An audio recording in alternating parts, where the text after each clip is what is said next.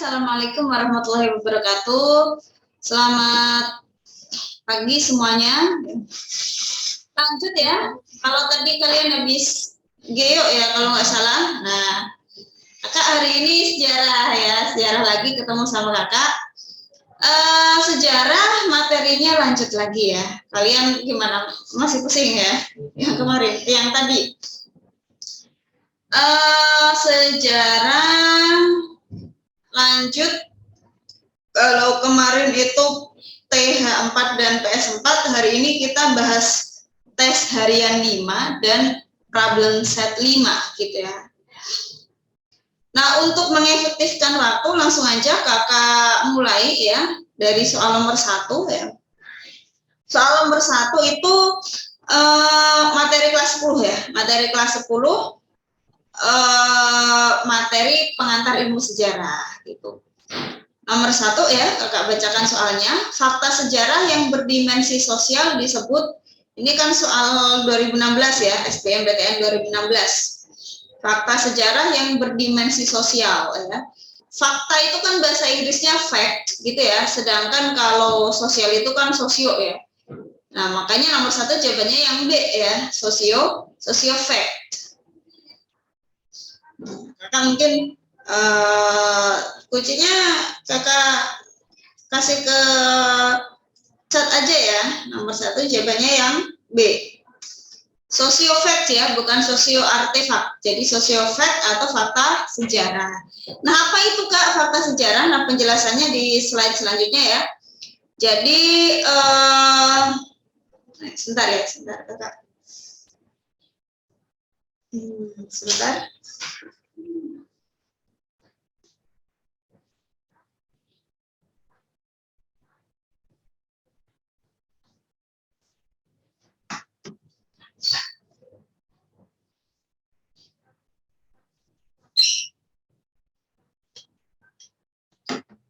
Oke, jadi nomor 1 itu penjelasannya seperti ini ya. Jadi kalau sejarah itu kan berupa fakta ya, sesuatu yang nyata memang ada terjadi, bukan hasil imajinasi atau bukan angan-angan. Nah, fakta di dalam sejarah itu nanti terbagi jadi 2 gitu ya, terbagi jadi 2 yaitu berdasarkan jenis dan berdasarkan wujudnya.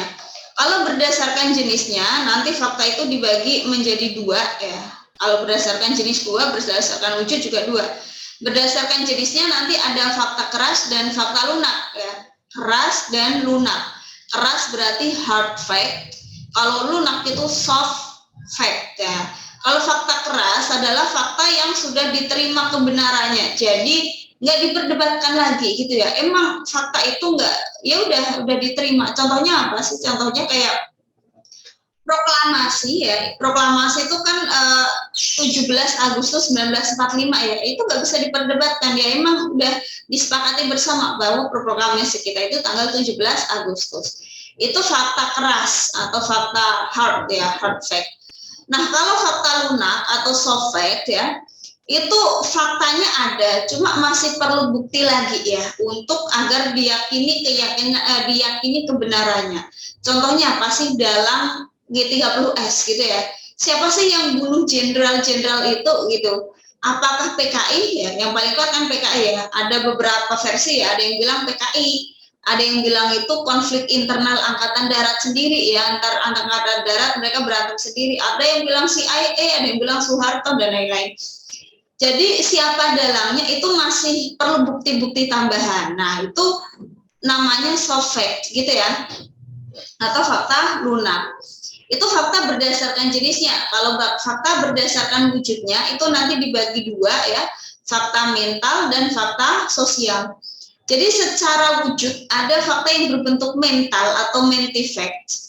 Kalau fakta mental itu fakta yang abstrak. Dia fakta tapi bentuknya abstrak. Kenapa abstrak? Karena menyangkut pandangan masyarakat, keyakinan, tradisi, nilai yang diyakini masyarakat, gagasan gitu ya, kepercayaan. Itu fakta mental atau fakta mentifact. Sedangkan kalau fakta sosial atau sosiofact itu berhubungan dengan keadaan sosial masyarakat. Nah, kakak contohkan ya, apa sih bedanya mentifact dan sosiofact? Mungkin perlu contoh ya.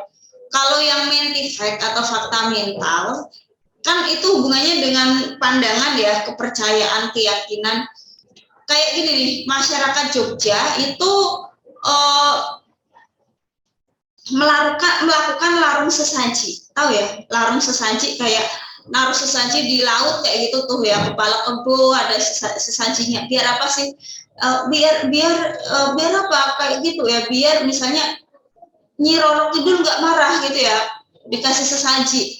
Itu kan pandangan mereka. Nah, itu emang nyata ada fakta ya, fakta yang berhubungan dengan keyakinan, itu namanya fakta mental. Sedangkan kalau fakta yang wujudnya yang berbentuk gambaran manusia masyarakat itu namanya fakta sosial, yang wujudnya mengenai gambaran masyarakat itu namanya fakta sosial.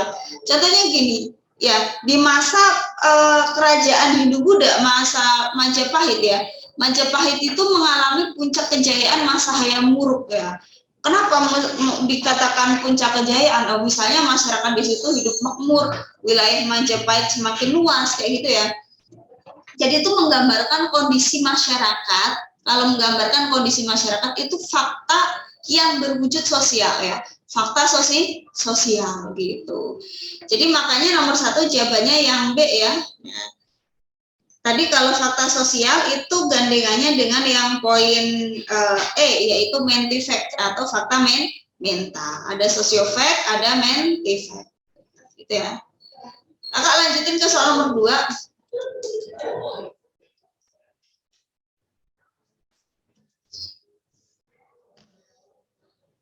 Nah, soal nomor 2 itu materi praaksara atau prasejarah ya. Jadi prasejarah itu kan dibagi jadi dua zaman besar ya, zaman batu dan zaman logam. Nah, kakak ke yang batu ya. Yang batu ini dibagi jadi 4 ya. Paleolitikum, Mesolitikum, Neolitikum, Megalitikum. Paleo berarti zaman batu tua, Meso batu tengah, Neo new ya, Neo batu muda. Nah, yang Megalitikum itu batu besar. Nah, di sini batunya gede-gede gitu ya. Nah, di soal nomor 2 ini posisinya ini di Megalitikum atau zaman batu besar. Nah, batu besar itu kayak gini ya, lihat nih ya, batunya gede-gede. Jadi batunya itu nggak kayak di zaman sebelumnya yang ada kapak perimbas, kapak lonjong, kapak persegi yang kecil-kecil ya.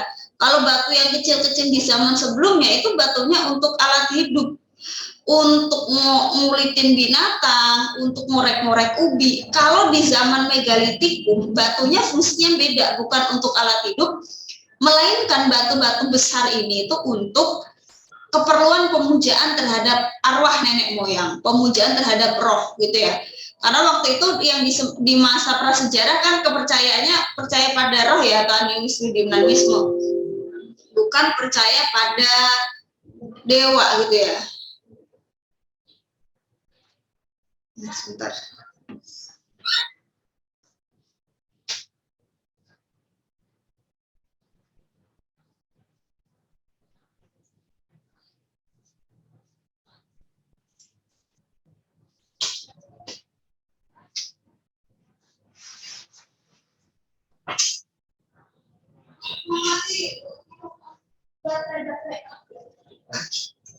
Belum mati.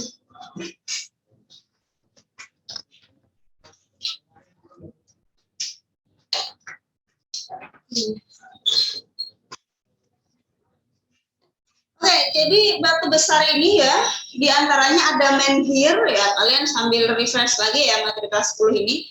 Ada menhir, ada dolmen, ada punden berundak ya, berundak-undak. Ada arca batu, ini penggambaran roh nenek moyang ya. Kalau menhir ini kan bentuknya tugu ya, tugu batu.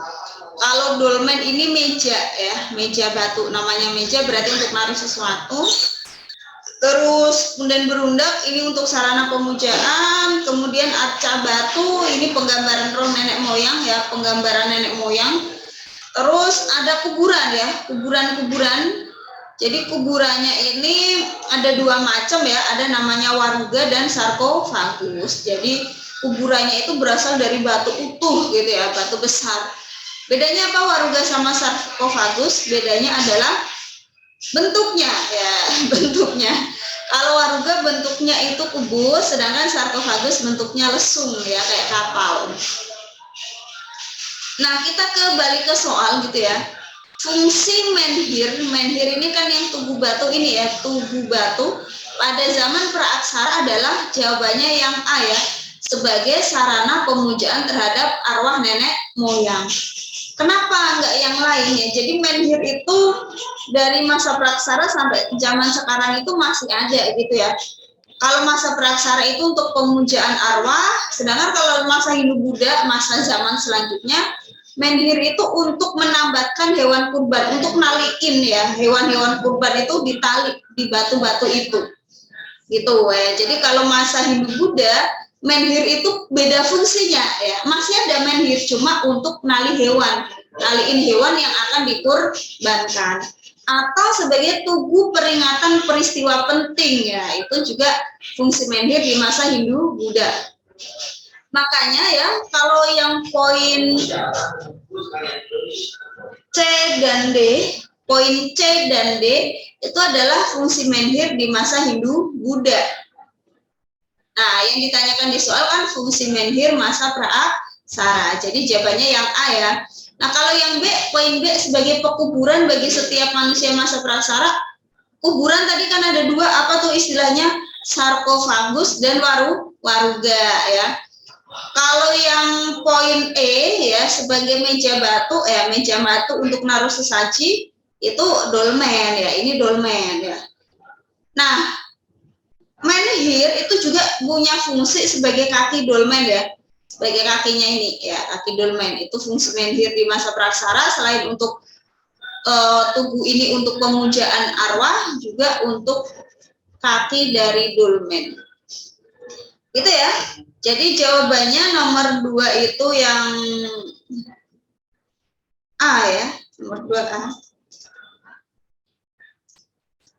Kita lanjutin ke soal nomor 3.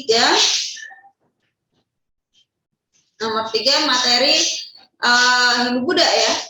Prasasti peninggalan kerajaan Sriwijaya yang berisi kutukan dari raja terhadap pelaku kejahatan ya. Yang berisi kutukan ya. Nah, kakak ke prasasti Talang Tuwo ya. Prasasti Talang Tuwo itu berisi pembangunan Taman Sri Kshetra ya. Jadi A itu salah ya. Nomor 3 ini jawabannya yang B ya. Jadi yang berisi kutukan itu yang B, Prasasti Telaga Batu ya. Yang B, Prasasti Telaga Batu. Kalau yang A, Prasasti Talang Tuwo itu tadi apa? Pembangunan Taman Sri Kshetra. Kedukan Bukit itu berisi penaklukan Lampung ya. Sebenarnya kakak ini ada nih ya di sini. Jadi seperti ini ya. Nah, Kedukan Bukit ya, perjalanan suci dan Putahiyang dengan membawa 20.000 pasukan ya. Nah, di sini penaklukan daerah lain ya, yaitu daerah yang dimaksud adalah Lampung ya. Dan lain-lain ya, ini kalian bisa lihat sendiri ya, udah ada penjelasannya di slide-nya, kalian bisa screenshot atau bisa foto atau bisa catat itu tuh. Jadi Sriwijaya itu kerajaan, kalian ingat-ingat ya, Sriwijaya itu merupakan kerajaan maritim terbesar di Indonesia. Kenapa dia bercorak maritim? Berarti maritim kan basicnya laut gitu ya. Karena Sriwijaya ini menguasai 2 selat ya, yaitu Selat Malaka dan Selat Sunda. Jadi Selat Malaka ya yang ada di sini nih, ini dikuasai Sriwijaya. Terus Selat Sunda yang posisinya di bawah ini juga dikuasai Sriwijaya. Jadi menguasai Selat Sunda, Malaka dan Sunda, sehingga dia bercorak maritim. Karena maritim berarti basic ekonominya itu bukan pertanian ya, melainkan perdagangan gitu. Kemudian di satu sisi Sriwijaya itu juga menjadi kerajaan nasional pertama ya. Kenapa dijuluki kerajaan nasional pertama? Ini pendapatnya Muhammad Yamin ya. Itu karena wilayahnya nggak cuma di Sumatera ternyata gitu ya. Wilayahnya Sriwijaya itu meliputi sampai ke Malaka ya, Malaysia sini, sampai bahkan ke Thailand. Terus daerah Jawa ya, terus sebagian Sumatera, Kalimantan Barat gitu. Kalau kerajaan nasional kedua siapa? Kak Majapahit gitu. Kemudian ya, Sriwijaya itu berdiri sekitar abad 7 atau sekitar tahun 600-an ya. Kok tahu ya 600-an ada kerajaan ini, dari mana buktinya? Buktinya ada beberapa. Yang pertama berita Cina ya, ada pendeta Cina namanya Ising itu pernah berkunjung ke Sriwijaya dan menggambarkan Sriwijaya itu pusat pembelajaran agama Buddha di Asia Tenggara. Ya, jadi ada sekitar 1.000 orang biksu ya yang belajar ke Sriwijaya. Selain berita Cina atau kronik gitu ya, kronik itu catatan ya, catatan orang itu namanya kronik ya, yang mencatat itu Ising ya. Ada juga bukti berupa candi ya, candi peninggalan Sriwijaya, diantaranya ada candi Muara Takus, Muaro Jambi, Biaro Bahal. Selain itu, selain berita Cina, candi juga prasasti. Nah ini prasasti-prasastinya. Nomor 3 ya, jadi jawabannya B, yaitu prasasti Telaga Batu yang berisi kutukan raja terhadap pelaku kejahatan, sehingga rakyat di zaman itu karena takut terhadap kutukan raja, dia akhirnya kan rakyat itu kayak patuh gitu ya sama raja. Kakak lanjut ke soal nomor 4 ya. Soal nomor 4, materi pendudukan Jepang di Indonesia ya, pendudukan Jepang. Nah, setelah pasukan Jepang mendarat di Teluk Banten, di Banten sana ya, Belanda mengumumkan ibu kota Batavia sebagai kota terbuka, yang berarti maksudnya apa? Kota terbuka itu maksudnya Batavia itu tidak lagi dipertahankan oleh Belanda gitu ya, tidak lagi dipertahankan oleh Belanda dari Jepang. Jadi Batavia yang waktu itu jadi pusat pemerintahan atau ibu kotanya Belanda gitu ya di Indonesia itu ya udah ditinggalin aja gitu ya, ditinggalin, nggak mau mati-matian dipertahankan dari Jepang gitu. Makanya Batavia dikatakan sebagai kota terbuka. Jadi nomor 4 jawabannya yang D ya, bukan dipertahankan sebagai ibu kota, tapi tidak dipertahankan lagi dari Jepang. Intinya ditinggalin aja sama Belanda. Jadi poin A sama D itu kan membingungkan, tapi yang paling tepat itu yang D, bukan dipertahankan sebagai ibu kota gitu ya, ibu kota. Pokoknya ibu kotanya tetap Batavia, enggak, tapi tidak dipertahankan dari tangan Jepang. Ya udah biarin aja dikuasai sama Jepang. Kok dibiarin terus Belanda kemana dong Kak? Nah, Belanda ngungsi ya, karena dia Banten sama Batavia itu kan deket ya. Belanda ngungsi ya, kabur ke wilayah timur agak selatan ke Subang ya, ke Subang Jawa Barat. Nah di Subang ternyata dia masih dikejar sama Jepang, masih dikejar sama Jepang sehingga nanti Belanda tetap kalah gitu ya dan menyerah terhadap Jepang ya. Oke ya, nomor 4 jawabannya yang D.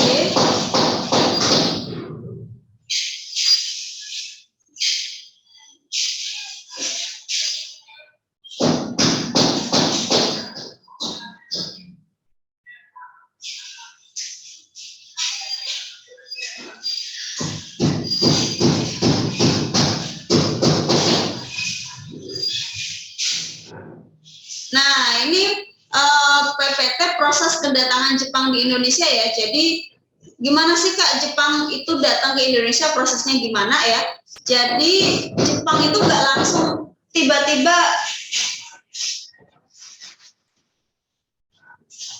itu bikin apa?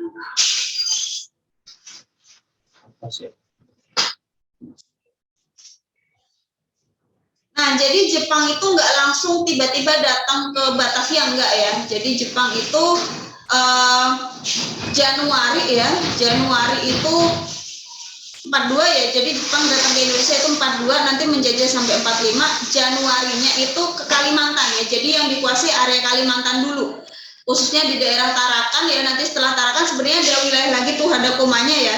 Ada Samarinda dan Balikpapan ya. Kenapa kok Jepang mendaratnya di Kalimantan Kak, di Kalimantan Timur ya, di Tarakan ya?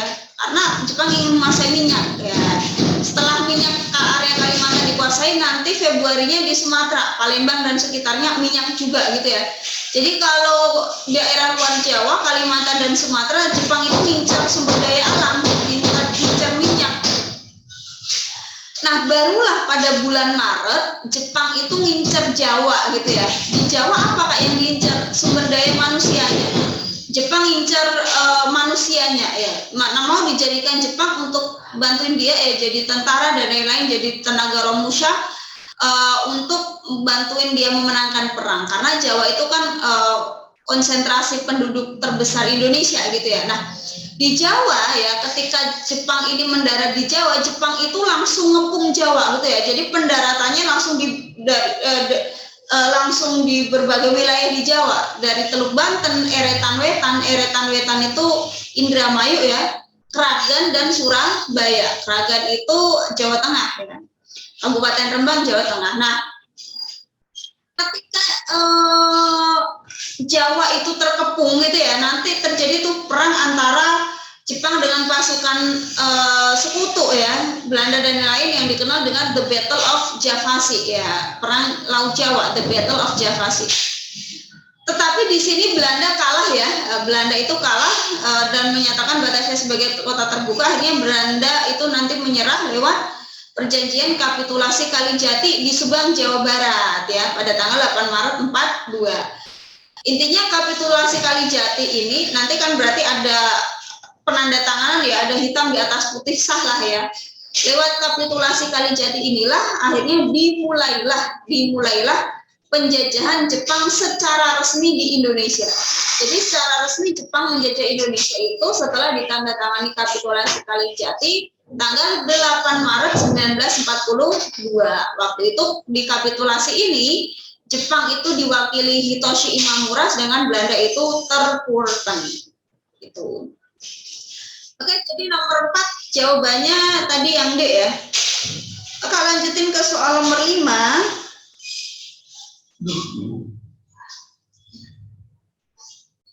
Nomor 5, metode perjuangan bangsa Indonesia melawan kolonialisme Belanda pada masa pergerakan nasional dilakukan dengan cara, pas pergerakan nasional, tahu ya, pergerakan nasional ini kan materinya yang organisasi-organisasi tuh, yang ada Budi Utomo, Sarekat Islam, ya Indis Partai dan lain-lain.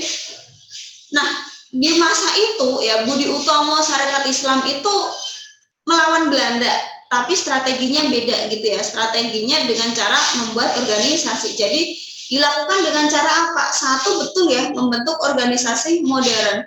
Satu, betul, tiga, auto, betul, tidak menggunakan kekuatan senjata. Jadi kayak Budi Utomo, Sarekat Islam itu nggak perang dengan Belanda, enggak. Terus mereka gimana Kak perjuangannya? Mereka melawan Belanda itu nggak pakai senjata, tapi pakai intelektual, pakai pemikiran gitu ya. Jadi mereka ini perjuangannya itu kayak meritik Belanda, terus perjuangannya lagi itu kayak selain meritik Belanda itu mereka kayak menyebarkan ide-ide nasionalisme, terus mereka itu meminta kemerdekaan kayak gitu ya. Jadi perjuangannya nggak senjata, ada juga ya perjuangan tapi nggak senjata, yaitu tadi pakai intelektual gitu ya, pakai intelektual.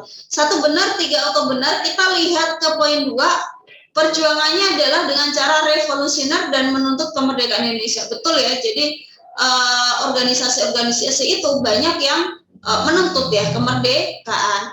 Selanjutnya 4, mencari dukungan internasional. Apakah betul? Ya, betul juga ya. Itu kayak yang dilakukan oleh Organisasi Perhimpunan Indonesia, PI ya. PI itu kan organisasi yang didirikan oleh para pelajar atau mahasiswa Indonesia di Belanda.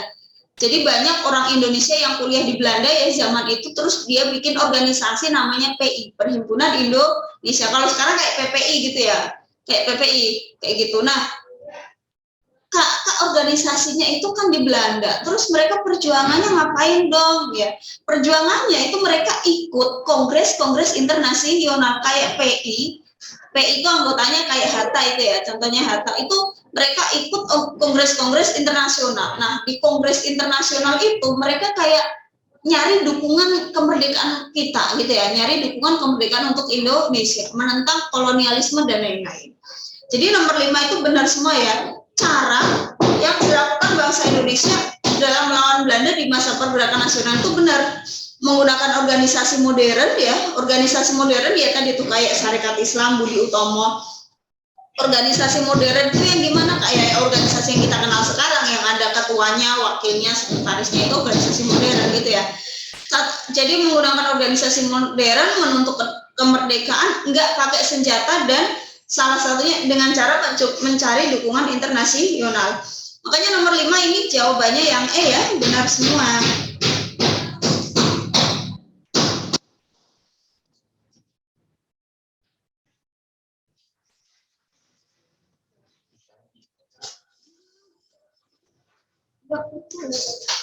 Itu loh kayak ini loh kok suaranya.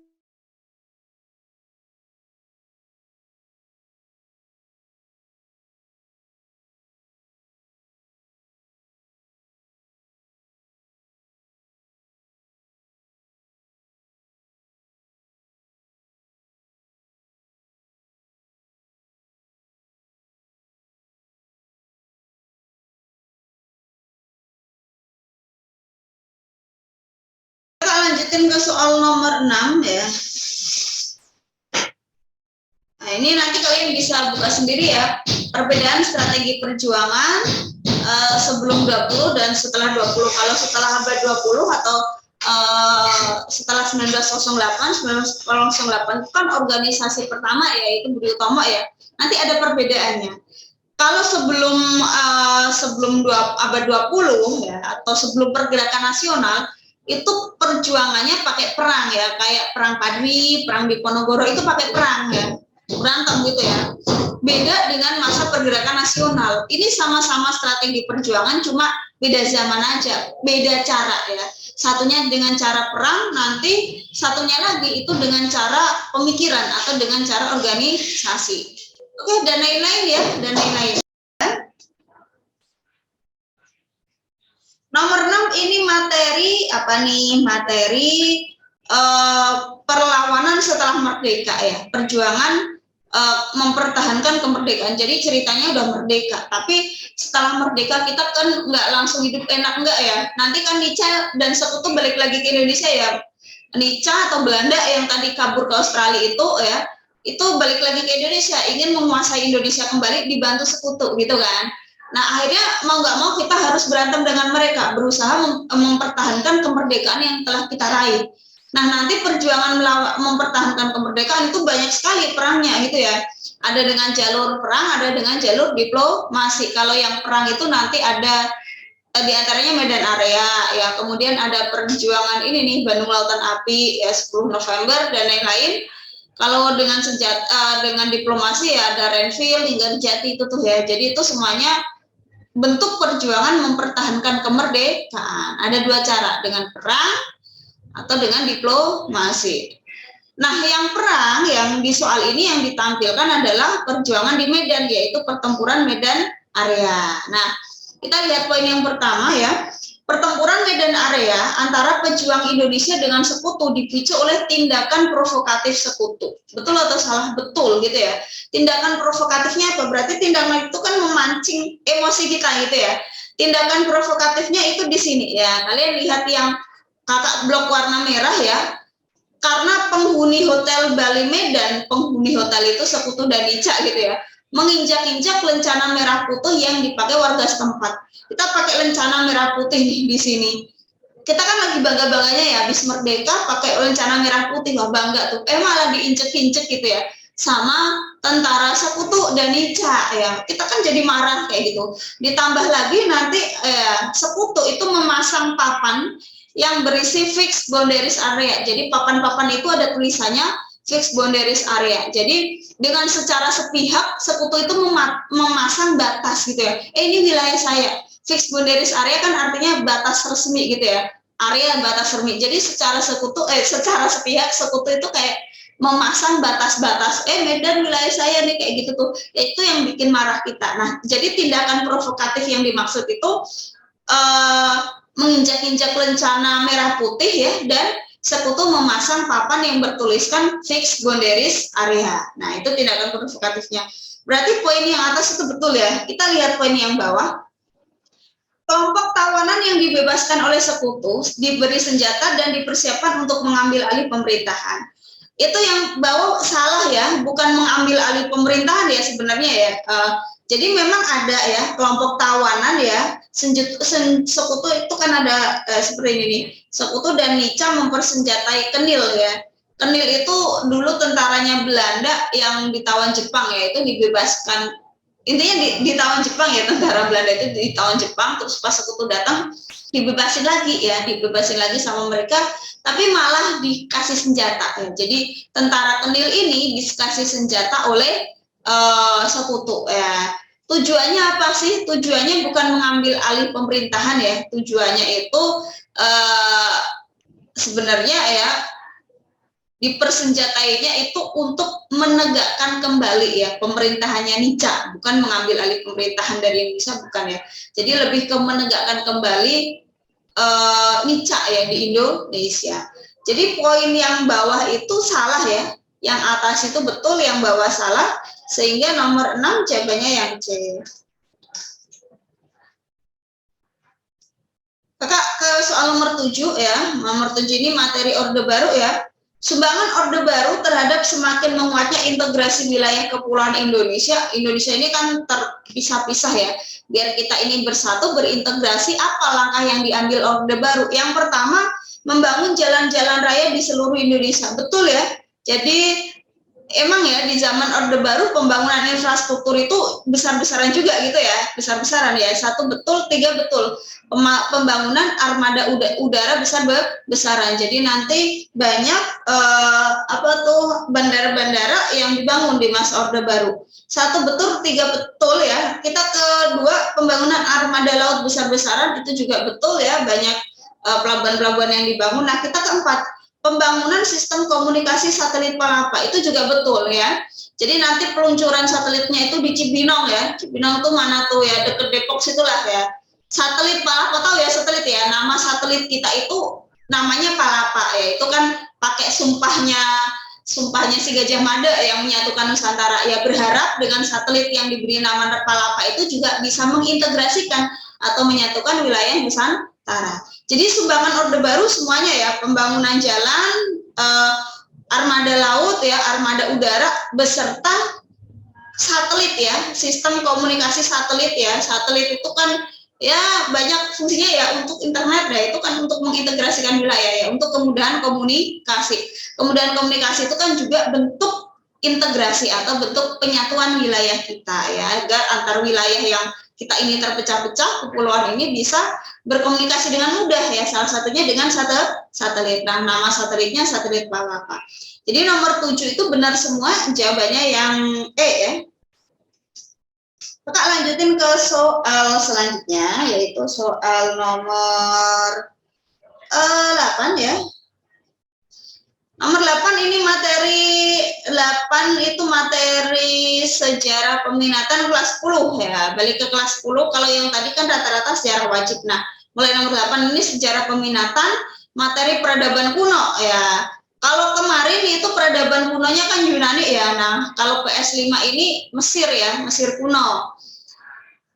Nah, di Mesir kuno ini, lembaga peradaban Mesir kuno yang menjadi tulang punggung perekonomian negara karena berperan sebagai pengumpul dan penyimpan kekayaan negara dalam sebuah sistem lumbung adalah, jawabannya yang A ya, kuil. Kuil di sini itu bukan kuil pemujaan dewa, bukan ya. Kuil itu istilah dari Mesir, emang istilahnya kuil ya. Kuil itu adalah lembaga ekonomi ya, yang tadi tuh ngatur perekonomian negara ya, yang mengumpulkan dan menyimpan kekayaan negara itu namanya kuil. Kalau wazir ya, wazir itu bukan penyakit ya. Di sini wazir itu sejenis perdana menteri atau imam agung, dia jadi kayak penasehatnya Fir'aun. Fir'aun itu julukan ya, Fir'aun itu julukan untuk raja Mesir. Nah, wazir itu sejenis perdana menteri ya, sejenis perdana menteri sebagai penasehat raja ya, penasehat Fir'aun. Kemudian kalau Kenbet itu badan yang bertugas merancang aturan hukum ya, anggap aja kayak DPR ya.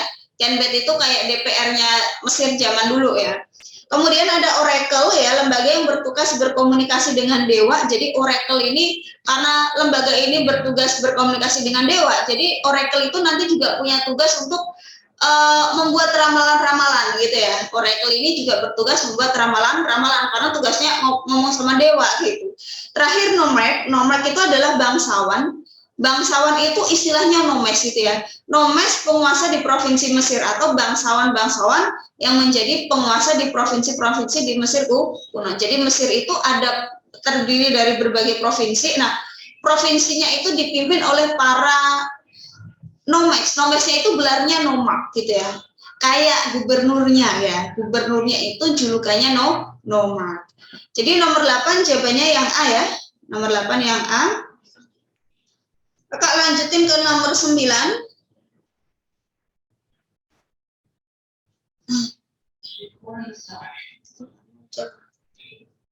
Nomor 9 ya. Salah satu akibat dari Perang Dunia I, ini kan materi peminatan juga kelas 11 ya. Perang Dunia 1, 2, yaitu peminatan ya. Salah satu akibat dari Perang Dunia I, ini soal 2012. Kira-kira yang mana ini? Kayaknya kak benar semua ya. Jadi jawabannya itu yang A ya, adanya krisis ekonomi dunia yang disebut Malaysia. Kok gimana ini? Share screen lagi. Share screen lagi.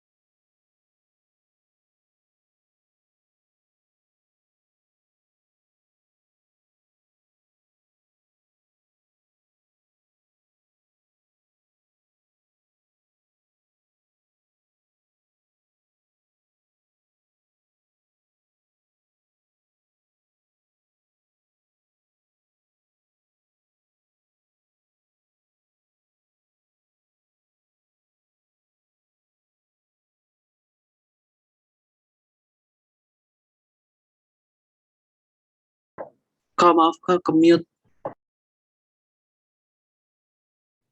Oh iya. Mohon maaf ya, mohon maaf.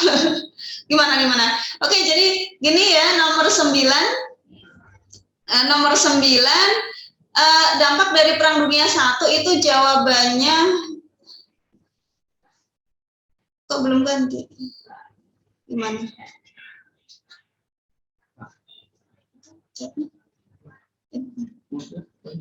Oke, lanjut gimana?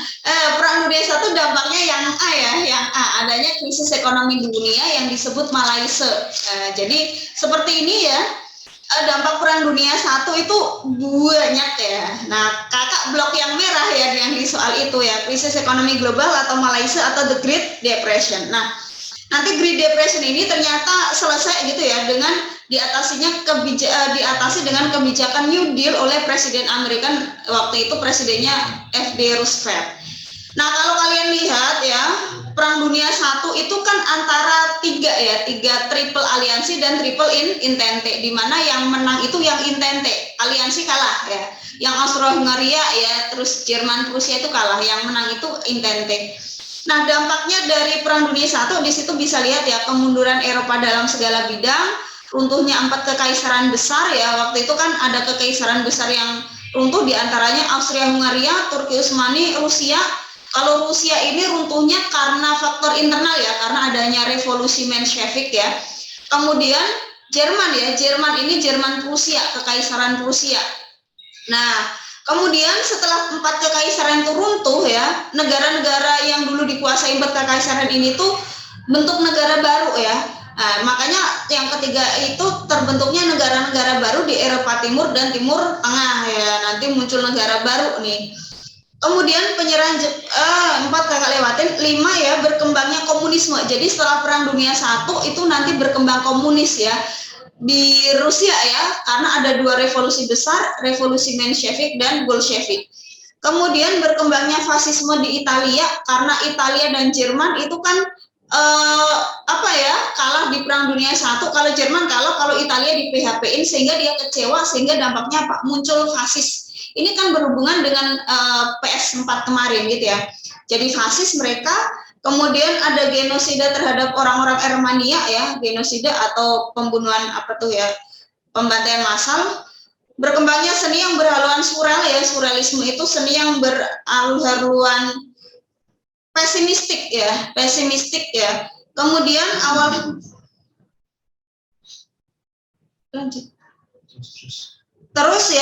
penderitaan rakyat Palestina. Nanti setelah Perang Dunia I ya, itu Menteri Luar Negerinya Inggris namanya Arthur Balfour itu melakukan deklarasi namanya Deklarasi Balfour, di mana deklarasi itu berisi ya dukungan terhadap orang Yahudi bahwa Palestina itu dijadikan tanah air bagi Yahudi gitu ya. Yahudi itu kan waktu itu tersebar kemana-mana, nggak punya rumah gitulah ya.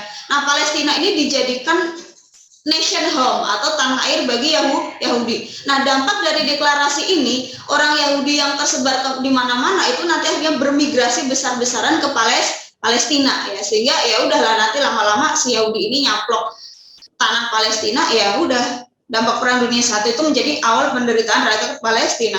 Kemudian terjadinya krisis ekonomi global atau Malaysia yang kakak bilang tadi ya, the Great Depression, nanti selesai dengan kebijakan New Deal ya, terus menyebarnya wabah penyakit ya, kalian pernah dengar flu Spanyol ya, itu kan salah satunya dampak Perang Dunia I ya, di mana 50 juta penduduk lebih itu meninggal ya waktu itu.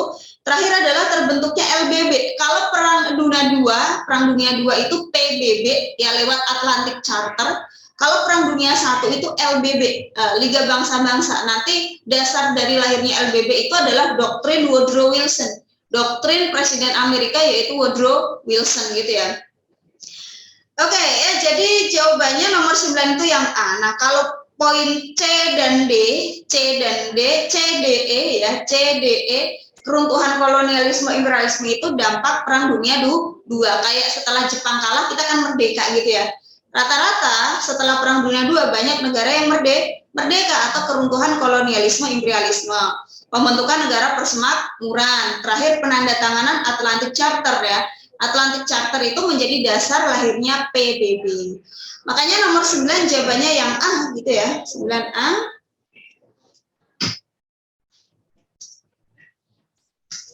Kakak lanjutin ke soal nomor 10 ya. Soal nomor 10. Nah ini oke gambar-gambarnya ya. Kalian bisa lihat ya, LBB, seni surreal ya, ini revolusi Bolshevik yang melahirkan akhirnya nanti dampaknya Rusia jadi Uni Soviet atau negara komunis. Nah ini genosida Armenia, ini Arthur Balfour ya, deklarasi Balfour ya, yang menyatakan bahwa Palestina menjadi nation home atau tanah air bagi bangsa Yahudi. Kemudian ini New Deal ya. New Deal itu Great Depression waktu itu tuh berdampak pada PHK massal ya, sehingga banyak orang yang kehilangan pekerjaan, nyari pekerjaan. Oke, terakhir nomor 10 ini materi peristiwa mutakhir ya. Peristiwa mutakhir, peristiwa akhir-akhir inilah. Ini itu materi kelas 12 sejarah peminatan ya. Nah, pergolakan politik di Afghanistan dan Irak pada awal abad 21, berarti kan baru tahun 2000-an ini ya, sering melibatkan kepentingan negara adidaya Amerika. Kenapa Amerika itu sering terlibat di Afghanistan dan Irak ya? Ini soal 2009 ya, berarti kan peristiwa Irak Afghanistan itu kan sekitar tahun 2003-an ya. Soalnya muncul 2009, berarti baru berapa tahun sebelumnya gitu ya. Nah, kenapa Amerika selalu terlibat? Jadi jawabannya benar semua ya. Amerika selalu berusaha terlibat politik di negara berkembang ya, karena Amerika punya kepentingan di situ ya. 1 betul, 3 betul ya. Jadi Amerika dalihnya selalu demokrasi gitu ya. Makanya sebagai negara, poin 3 itu betul, sebagai negara adidaya Amerika berkepentingan membantu perkembangan pemerintahan yang stabil, yaitu kakak bilang dalihnya demokrasi gitu ya. 2 ya, minyak ya itu yang poin utamanya ya, nyari minyak, makanya Amerika selalu terlibat ke sana. Kandungan minyak, terakhir 4 ya, Amerika itu punya kepentingan baik politik dan ekonomi di kedua negara tersebut, baik di Afghanistan dan di Irak. Jadi di situ ada kepentingan ekonomi khususnya ya, dan kepentingan politik. Jadi nomor 10 benar semua, jawabannya yang E.